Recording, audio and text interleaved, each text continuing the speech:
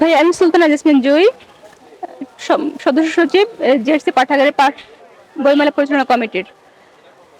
আসলে আমরা এখানে হচ্ছে প্রায় আমাদের জেএসসি পাঠাগার প্রতিষ্ঠিত হয়েছে 2012 সালে। আমাদের 19 জানুয়ারি হচ্ছে আমরা আমাদের জেএসসি পাঠাগারের একযোগপূর্তি উদযাপন করেছি। এর আগে যে কাজটা হতো যে জেএসসি পাঠাগারের না থাকলেও কিন্তু জিয়াউর রহমানের আমাদের পার্টির কিংবা ছাত্র দলের যুব সংগঠন যারা আছে আমাদের নিজস্ব কিছু স্টল থাকতো বিগত সময়গুলোতে। বাট লাস্ট এক যুগের বেশি প্রায় 17 বছর ধরে যেটা হয়েছে যে আমরা আমাদের স্টলগুলো ছিল না। যারা আসছেন এর আগে বইমেলাগুলোতে তখন তারা দেখছেন যে এখানে সব যেগুলো দলীয় যে জায়গাগুলো সেই জায়গাগুলো ছিল, আমাদের স্পেস মোটামুটি একেবারে ছিল না বলেই বলা যায়।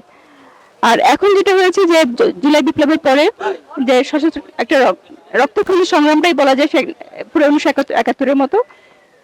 এই বিপ্লবের পরে সেই জায়গাটা যে একটা একদলীয় যেটা ন্যারেটিভ সবসময় জন্য থাকতো, যে একটা একটা যে কর্তৃত্ববাদী যে শাসন ব্যবস্থা, সেই শাসন ব্যবস্থার বাইরে এসে এখন যেটা হয়েছে মানুষ মতামত তার যে ইচ্ছা মতো তার মতো করে স্বাধীন প্রকাশ করতে পারছে।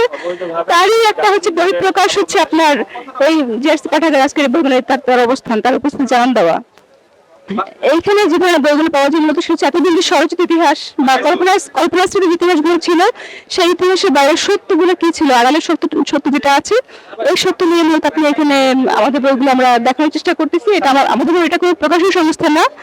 আমরা হচ্ছে জিয়াউর রহমান কিংবা দেশপ্রেমিক খালেদা জিয়া, বিএনপির যে ভীষণ মিশন যেগুলো আছে সেগুলো, এবং এর বাইরেও অন্যান্য যে ওয়ার্ল্ড ওয়াইড যে পপুলার যে বইগুলো আছে সেই বইগুলো নিয়ে হচ্ছে আমরা প্রদর্শনী রেখেছি। এবং আমাদের একটা পাঠাগারও আছে বিএনপির যে নয়াপল্লী কেন্দ্রীয় কার্যালয়, সেই কার্যালয়ের 6 তলা হচ্ছে আপনি গেলে আমাদের উপস্থিতি পাবেন। এবং সেখানে আপনি দেখবেন যে একটা অনেক বড় একটা আয়োজন, প্রায় 5,000-এর বেশি বই সেখানে আছে।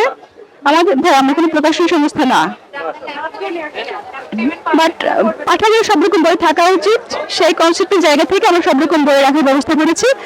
এবং আমাদের দলের যে কর্মী হতে এমন কোনো কথা না, যে কেউ আমাদের পাঠাগারে ওয়েলকাম।